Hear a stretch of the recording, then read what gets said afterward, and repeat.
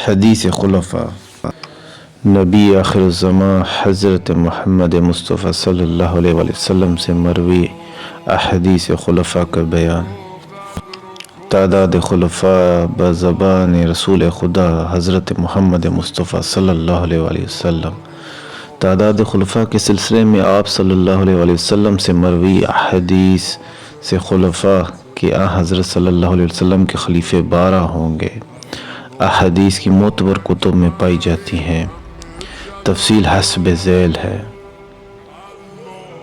بخاری شریف میں حدیث خلفاء کے الفاظ یہ ہیں: مجھ سے محمد بن مسنہ نے بیان کیا، کہا ہم سے غندر محمد بن جعفر نے بیان کیا، وہ کہتے ہیں کہ ہم سے شیبہ بن حجاج نے بیان کیا، اور انہوں نے عبد الملک بن عمیر سے روایت کی، وہ بیان کرتے ہیں کہ میں نے جابر بن سمرہ سے سنا، وہ کہتے تھے میں نے حضرت صلی اللہ علیہ وسلم سے سنا، آپ صلی اللہ علیہ وسلم فرماتے تھے میری امت میں 12 امیر سردار ہوں گے۔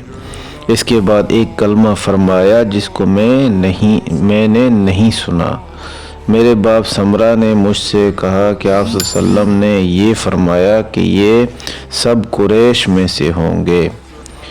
بخاری شریف جلد دوم صفحہ 1072، کتاب الاحکام، باب الاستخلاف، مطبوعہ طبع قدیم۔ مسلم شریف میں حدیث خلفاء کے الفاظ یہ ہیں: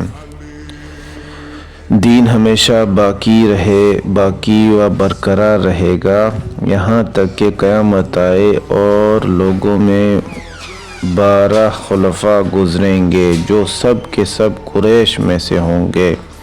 لوگوں کا معاملہ یعنی خلافت اس وقت تک باقی رہے گی جب تک ان میں 12 مرد ان کے حاکم رہیں گے، وہ سب قریش سے ہوں گے۔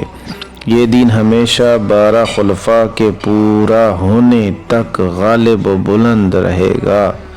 صحیح مسلم جلد 2 باب امارات۔ مسند امام احمد بن حنبل میں حدیث خلفاء کے الفاظ یہ ہیں: میں نے رسول خدا صلی اللہ علیہ وسلم کو فرماتے ہوئے سنا کہ میرے بعد 12 خلفاء ہوں گے اور وہ سب کے سب قریش میں سے ہوں گے۔